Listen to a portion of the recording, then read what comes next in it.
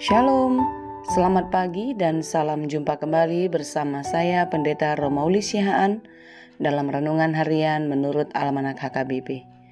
Apa kabar saudara? Semoga baik ya, dan tetaplah penuh semangat pengharapan di dalam Tuhan kita. Sebelum kita melanjutkan aktivitas, mari kita meluangkan waktu untuk mendengar dan merenungkan firman Tuhan.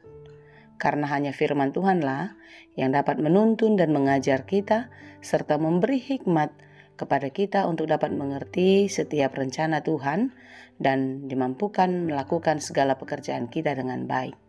Marilah kita siapkan hati, kita berdoa. Ya Allah Bapa yang Maha Baik yang kami sembah di dalam Yesus Kristus, kami bersyukur untuk penyertaan-Mu, untuk kasih setia-Mu yang masih kami rasakan pada hari ini. Hari ini kami mau belajar di dalam firman Tuhan karena kami yakin dan percaya hanya firman-Mu lah yang dapat mengajari kami, menuntun hidup kami ke arah yang lebih baik dan memberi hikmat kepada kami untuk dapat mengerti setiap rencana-Mu dalam hidup kami dan terutama memampukan kami untuk melakukan segala pekerjaan kami dengan baik. Kuatkan dan mampukanlah kami Tuhan untuk terus mau dipakai oleh Tuhan di dalam kehidupan kami, seraya kami terus belajar di dalam firman-Mu. Berfirmanlah Engkau ya Bapa, sebab kami telah siap mendengar. Kasih karunia dan damai sejahtera dari Allah Bapa Tuhan kita, dan dari anaknya Tuhan Yesus Kristus dan Roh Kudus, menyertai saudara sekalian. Amin.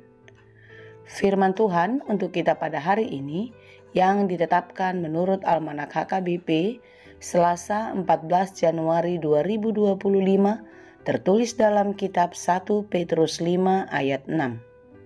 Dalam bahasa Batak dan bahasa Indonesia demikianlah dikatakan. Atong patutoro hamuma dirimuna tutoro nitangan ni dibata nagugui asa dipatimbo hamu ditikinai. Karena itu, rendahkanlah dirimu di bawah tangan Tuhan yang kuat, supaya kamu ditinggikannya pada waktunya.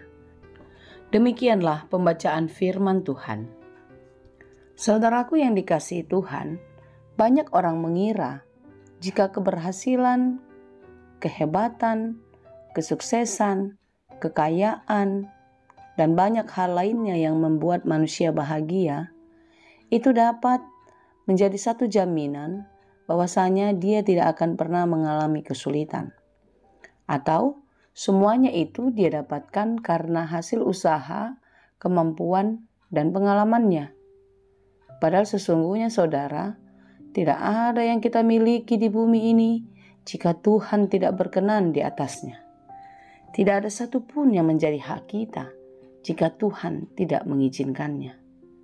Saudara-saudara, karena apa yang kita punya, kesempatan hidup sampai hari ini adalah perkenanan Allah atas hidup kita.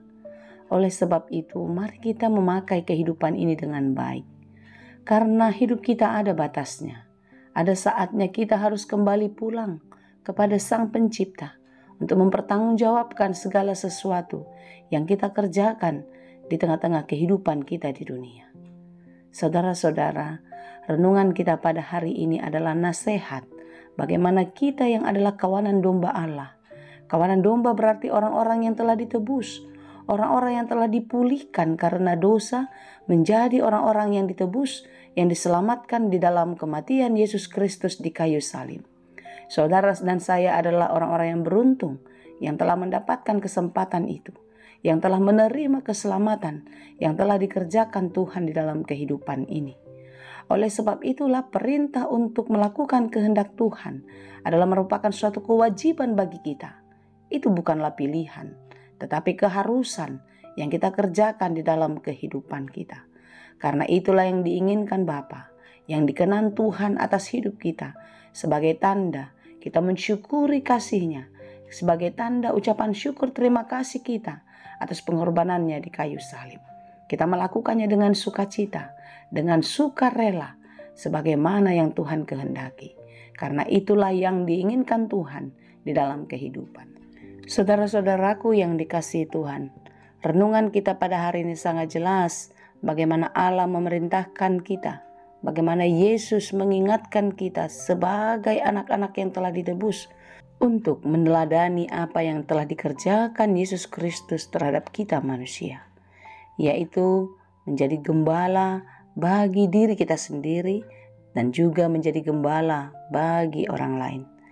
Secara khusus dalam kitab 1 Petrus 5 ayat 2 dikatakan, "Gembalakanlah kawanan domba Allah yang ada padamu, jangan dengan paksa, tetapi dengan sukarela sesuai dengan kehendak Allah. Dan jangan karena mau mencari keuntungan, tetapi dengan pengabdian diri." Lihatlah bagaimana Yesus mengorbankan dirinya. Itulah yang harus kita teladani. Ketika kita menjadi pemimpin, menjadi gembala kepada saudara-saudara kita, kepada orang-orang yang bekerja dengan kita, kepada orang-orang yang ada di sekitar kita, lakukanlah itu penuh kasih dengan sukarela seperti Yesus yang mengabdikan dirinya untuk keselamatan kita. Kita tidak boleh berbuat semena-mena, memerintah semaunya, tetapi biarlah kita semua menjadi gembala yang baik, menjadi teladan bagi orang-orang yang ada di sekitar kita, bagi setiap orang-orang yang melihat kita, sehingga kita boleh menjadi teladan bagi banyak orang. Saudaraku yang dikasihi Tuhan, Gembala Agung adalah Yesus Kristus yang memerintah kehidupan kita, yang akan datang kelak untuk menghakimi kehidupan kita, yang akan menilai apa yang sudah kita kerjakan di tengah-tengah kehidupan ini. Apakah kita hidup hanya mencari keuntungan diri sendiri, atau sebaliknya kita mau mengorbankan diri, rela memberi kepada banyak orang, terlebih-lebih kepada mereka yang susah, mereka yang miskin, yang memerlukan pertolongan kita. Saudaraku, marilah kita merenungkan apa yang telah kita kerjakan di dalam kehidupan ini. Jika kita telah mendapatkan kedudukan yang lebih tinggi, jika kita telah mendapatkan berkat kekayaan yang lebih banyak, biarlah itu semua kita pakai untuk menyenangkan hati Tuhan. Bagaimana kita menyenangkan hati Tuhan? Tentu sebagaimana yang dikatakan di dalam renungan kita pada hari ini, hendaklah kita hidup di dalam kerendahan hati, karena apa yang kita miliki itu bukanlah karena kekuatan kita, bukanlah karena kemampuan dan segala sesuatu yang kita punya, tetapi semua karena belas kasih Tuhan, anugerahnya semata yang diberikan kepada kita sehingga kita dapat menikmatinya. Karena itu marilah kita merendahkan diri di hadapan Tuhan, karena Dialah sang pemilik segalanya. Mari kita meletakkan seluruh kehidupan kita agar Tuhan yang memimpin kita. Karena bagaimanapun, jika kita datang dan merendahkan diri di hadapan Tuhan, yakin dan percayalah saudara, seperti apapun keadaan kita, siapapun kita sekarang di tengah-tengah dunia ini, Tuhan akan mengangkat, Tuhan akan meninggikan kita pada waktunya. Artinya apa? Tuhan akan memberikan upah, Tuhan akan memberikan tempat yang layak bagi kita.